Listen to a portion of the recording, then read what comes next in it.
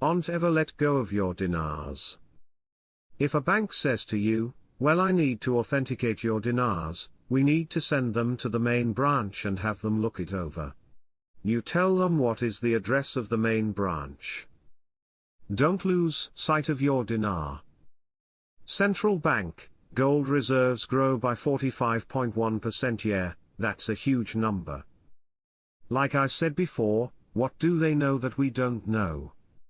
This is one of the tools they use to protect the Iraqi dinar's value. Iraq increases its gold reserves by 10 tons. Quote, the World Gold Council announced on Wednesday that Iraq has increased its reserves of the precious metal by 10 tons.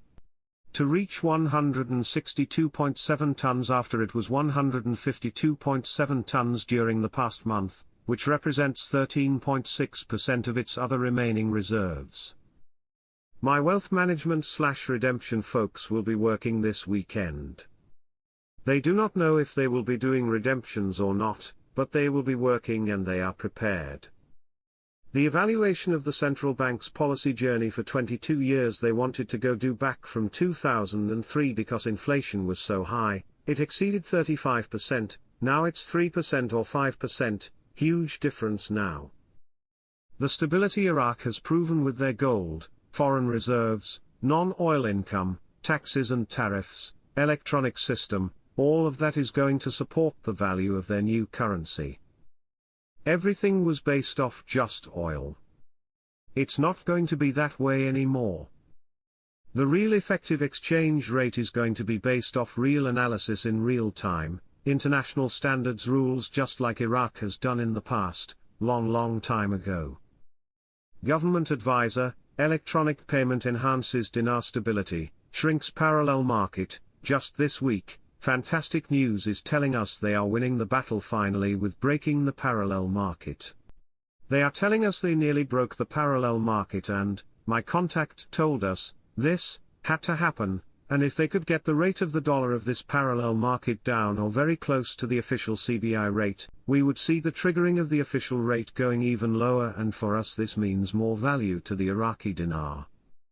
Yes, the in-country revaluation close to $1 we have been waiting for. This then would allow the kick-off to the project to delete the zeros. My CBI contact has told me all is going as planned and finally real success can be seen.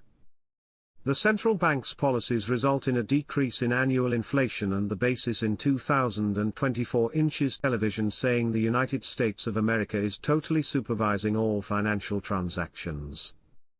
Your US Treasury is supervising all financial transactions in Iraq, and the US Treasury is aware of all the money and where it goes in Iraq. Frank, that is the beauty of your security and stability where it's at right now. It is so powerful. In my strong opinion, they are aware of the new exchange rate. If not, they would not be this heavily involved right now. After a stalemate of several weeks, Parliament plans a Saturday session. Even though it is Ramadan, they are having a session. Remember, the rates at the redemption centers will be higher than those at the banks. The only exception that I've heard of on that has been the Vietnamese dong. The dong rate at the redemption center yesterday was the same as it was in the banks. That's the exception for the rule. The dinar is going to be much higher at the redemption center, because they're going to offer us a contract rate on the dinar. What we're doing is crossing our fingers and hoping Iraq changes the exchange rate while the 3 zeros are still on the currency. If they remove those zeros, those millions of dollars you thought you were going get, you're not going to get. If we can get Iran to start working with Sudani, you see, it's not that Iran has to do things, Iran doesn't have to do things that Trump wants them to do. Trump doesn't need Iran. What it is Iran has to stop the things that they are doing. That's what Trump wants of Iran. Security and stability is demanded of the monetary reform. Kurdistan oil and Iranian gas. America puts Iraq in front of two options, either implementing orders or sanctions the dinar. Do I still think it's coming down the road? Yes, as far as I know right now. But there is too much going on with Syria and that whole thing. We don't know where it's going to go, or is the United States going to attack ISIS again?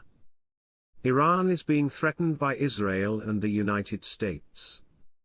There's no information to simply say one side or the other. Having said that, has Iraq's financial goals changed?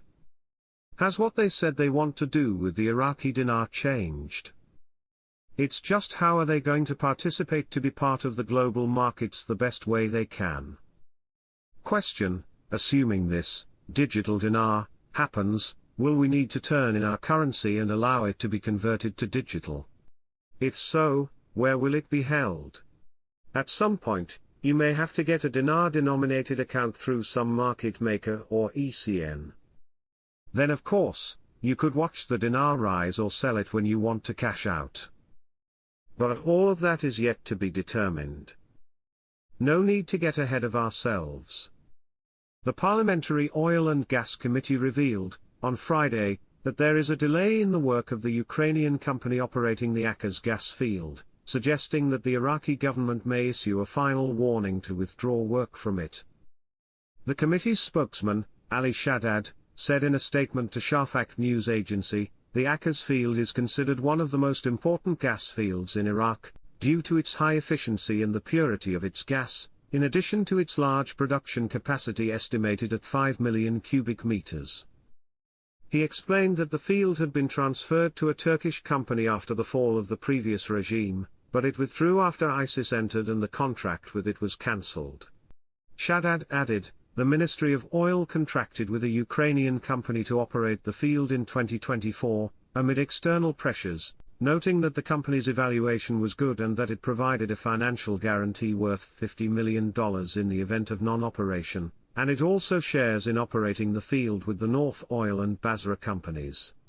Shaddad pointed out that the committee received information indicating that the company was delaying its work, as it has been issued 2 official warnings so far, adding that the company visited the field only twice, and claimed that on one of the visits it was prevented from reaching the field by unknown armed groups, which was denied by the Central Oil Company.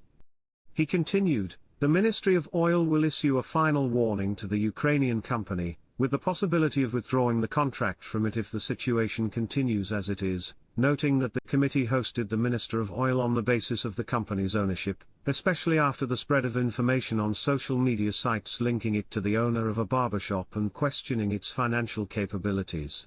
He also stated that the Minister of Oil confirmed, during his hosting by the committee, that the company's official documents are sound and without any doubt, and that it has the financial capabilities and experience necessary for similar projects, calling on the parties